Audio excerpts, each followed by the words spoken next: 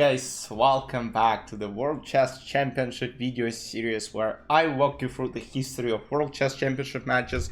We're getting closer to 2024 chess match between Gukesh and Dean, but now we go to New York City 2016. Magnus Carlsen was playing against Russian Grandmaster Sergey Karjakin. What's interesting, both players are, I guess, 1990 birth year. You know, they faced in different key events. Sergey Karjakin, the youngest grandmaster, was at that time. Mishra beat his record, was the youngest grandmaster, became like 12 years. Magnus became a grandmaster a bit later, but Magnus dominated the world of chess for, right now it's almost 14 years.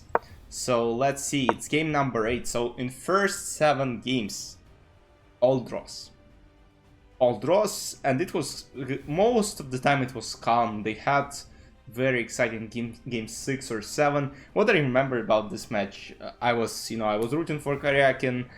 I wanted someone else to win. I also remember US elections took place there.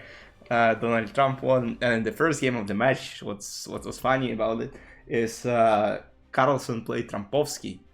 At that time, I didn't even remember. I didn't even know what Trumpovsky was, and I was like, Trumpovsky? Was it after US president? I was like, what the hell? But alright, it was just, some deviation from this.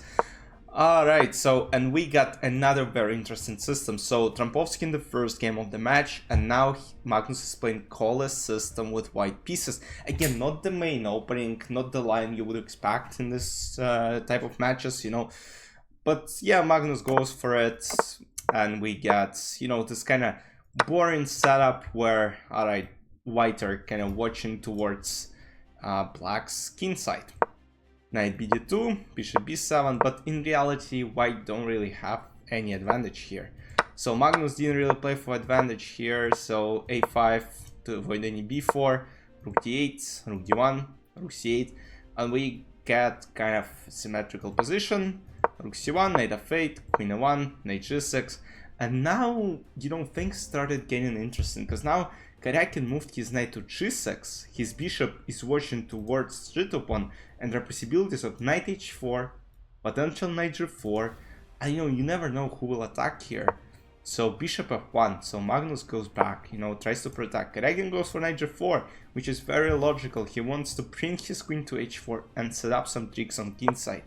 Knight b5, bishop c6, a4, bishop d5, bishop d4, takes, bishop d4, takes. And look, at this point, I think Karjakin was probably satisfied that, game might end in a draw, because he's playing with black pieces after all. And again, it's game number, right? They have 4 games left after this one in the classical portion of the match. So rook goes to b8, protecting the pawn on b6, g3. I remember a lot about this game, because, it was kind of probably the game of the whole match. It's like, you don't really expect Karjakin to win, especially with black pieces, but that's what happens. So knight e5, now fork is being threatened. Bishop goes to g2, h6, f4, knight d7, and Magnus kind of weakened this, king side here. Knight a7, so knight wants to jump on c6, queen a3 is played. Now the idea is that after rook d7, which could have been played, but Magnus decided not to go for it, is that queen f3 and, there are some checks, picks up opponent c4. Maybe Magnus was afraid that this king is, walking around, and, if black are able to get the rook to attack, it might be over. So Magnus was kind of scared. So rook f8, h3, knight c5, does knight a4, picks up opponent a4, and now this is a crucial a5 pass pawn. So rook d8, g6, queen d4, king g7, c5, and now after c5 white are losing. So takes, knight d8.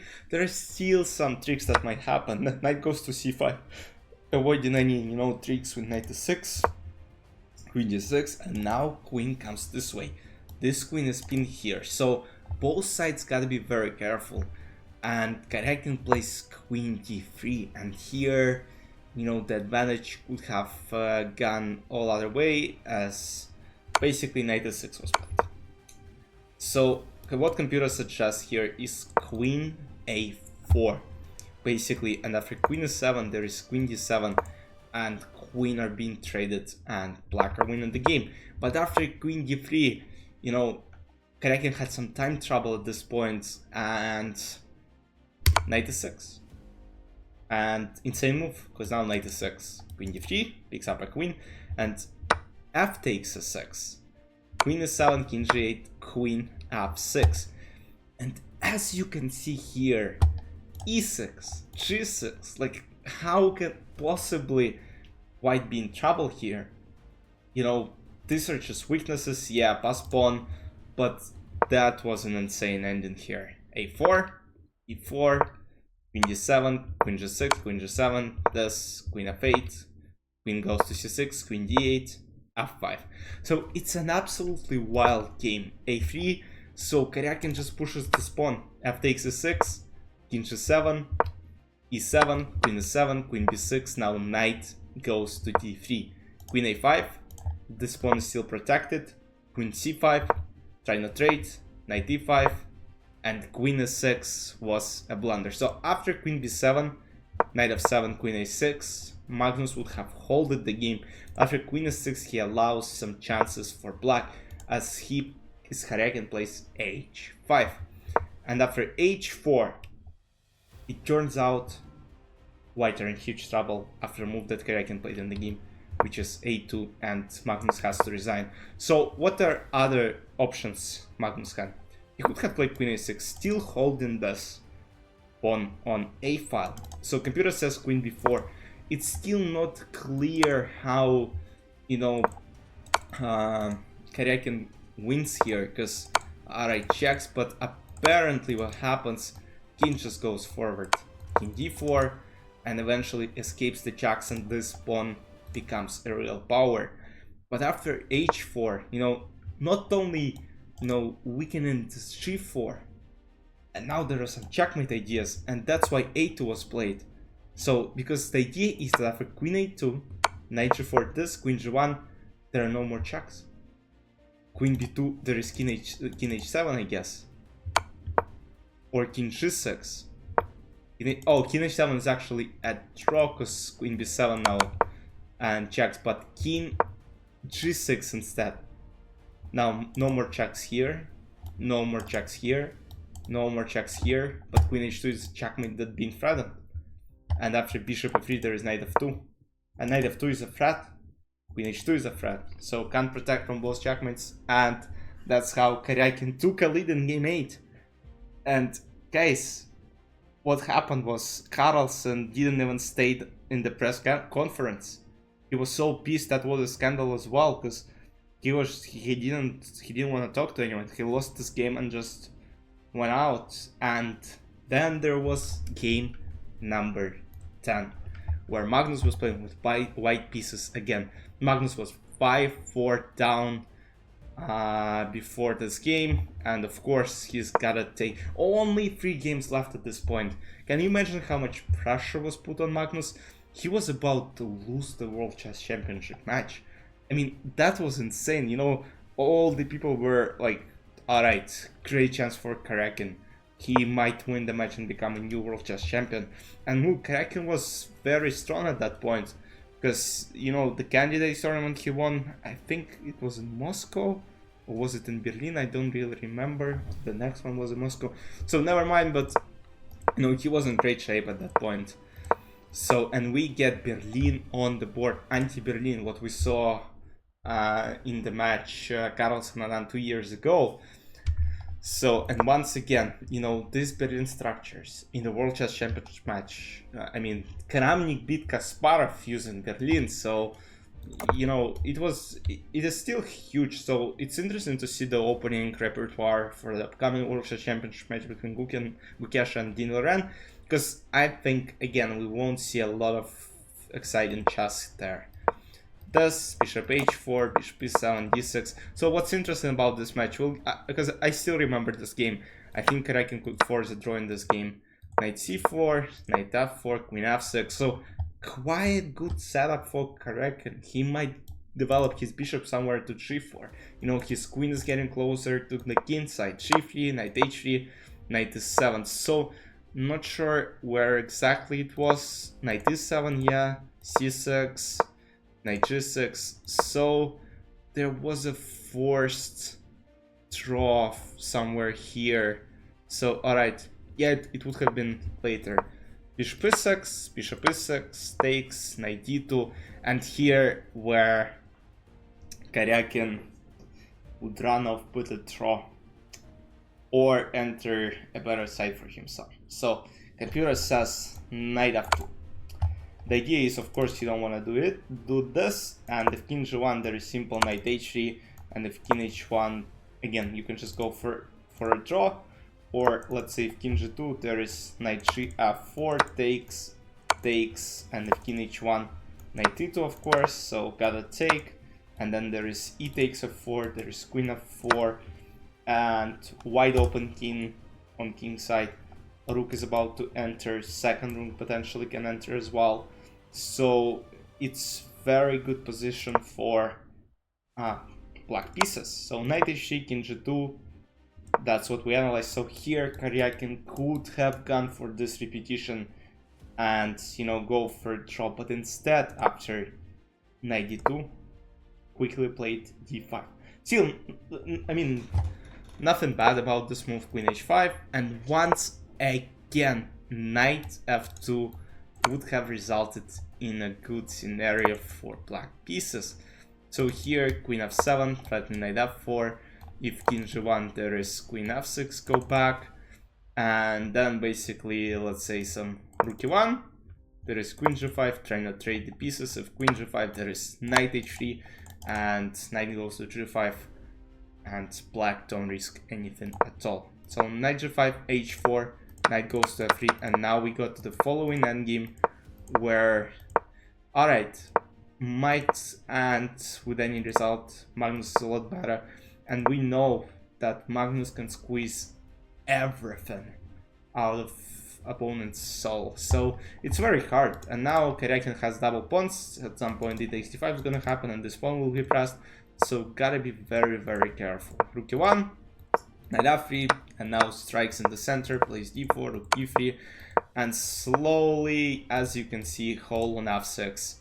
Very good setup for Magnus Carlsen here. d4, and now plays on queen side as well. So that's why you always gotta look at both sides of the board. So he started playing on king side first, and then, you know, when all the pieces are concentrated on king side, he started attacking queen side. And now he's playing a5, knight c5, rook b1, and at some point, you know, might become very dangerous on queen side as well. Knight f5, rook d2, and Magnus was just slowly, you know, trying to get some advantage, and finally plays b5, and now it's just a huge trouble, picks up a pawn on e6, and now he's just in completely favorable spot.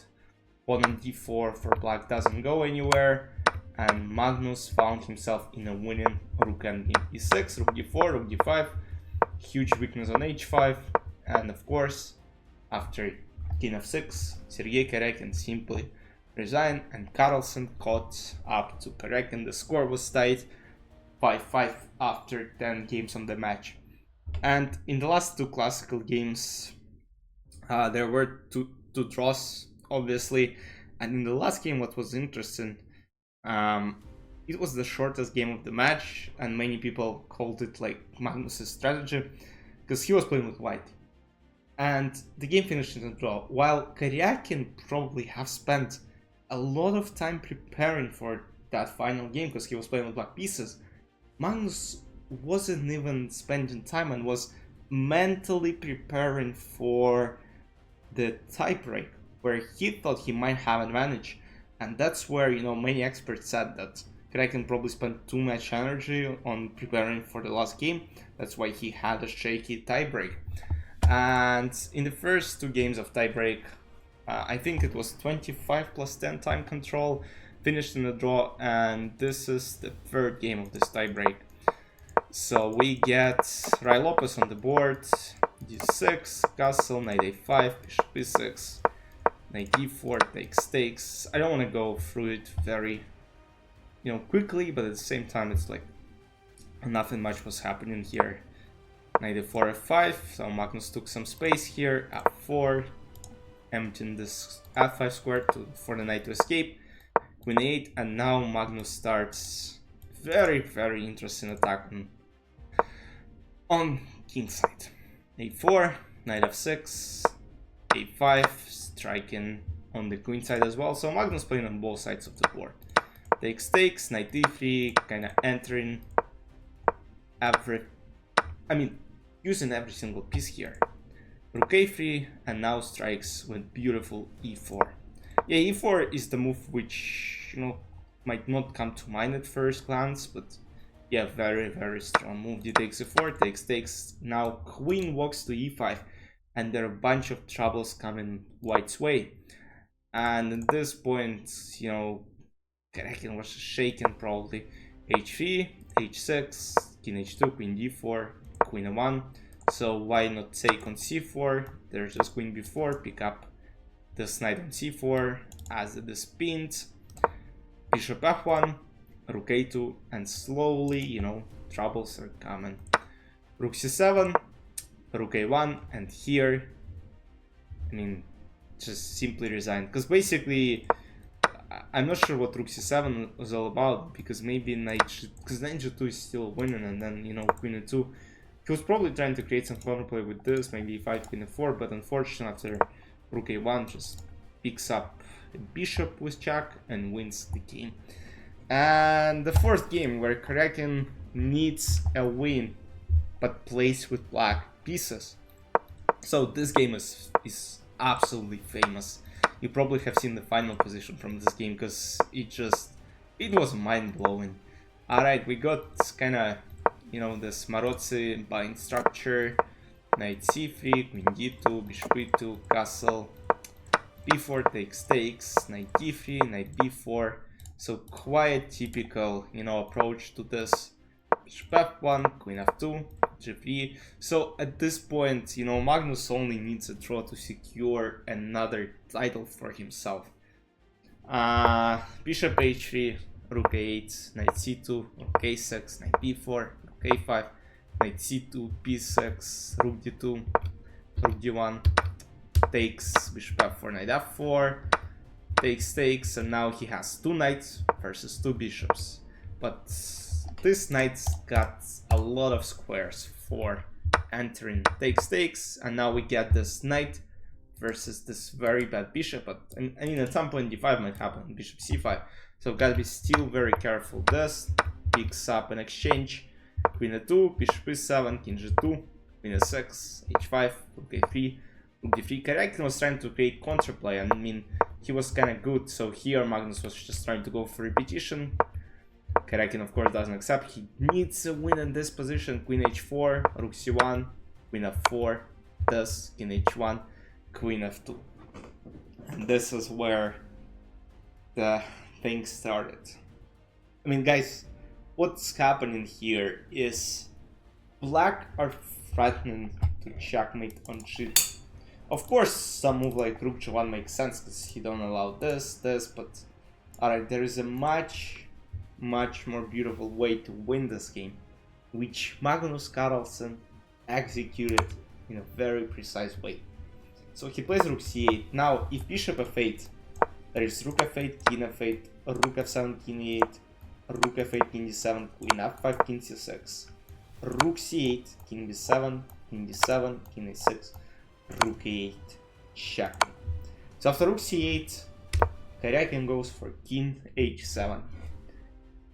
And there's only one winning move. So other moves just lose. You don't have any other moves. So, and probably many of you have seen it. Because I made shorts about this move. So white to play and win this game. Pause the video and solve this freaking problem. But yeah, for those of you who haven't seen it, you know it's very beautiful. The move to win here is brilliant queen h6. And there is no way to save this. I mean, checkmate coming next move no matter what, because after king h6, there is rook h8. And if she takes h6, it's freaking leather checkmate. Unbelievable. Even though black are up a queen, they're losing the freaking game. And of course, when you play rook c8, you should see this queen h6 afterwards, because then if you don't find it, you're just losing. So Magnus could play rook g1, play very safely, you know, passive, but he decided to, you know, finish it off. What a way to defend your title and win the World Chess Championship match. And this is how Magnus won his third match in a row.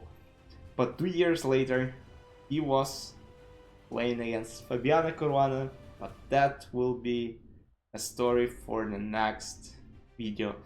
And what's interesting is, so in the first match in 2013, Magnus hasn't lost a game, and then he lost one game against Anand in 2014, and now he lost one game to Karjakin in 2016. And then he had a match with Fabi, Nepo, didn't lose a single game in any portion of the match. So, but that's in the next video. I'll see you very soon. I hope you enjoyed this. You know, that's you know, a funny thing, and that's a very interesting thing for you to know. I'll see you very soon. Bye bye.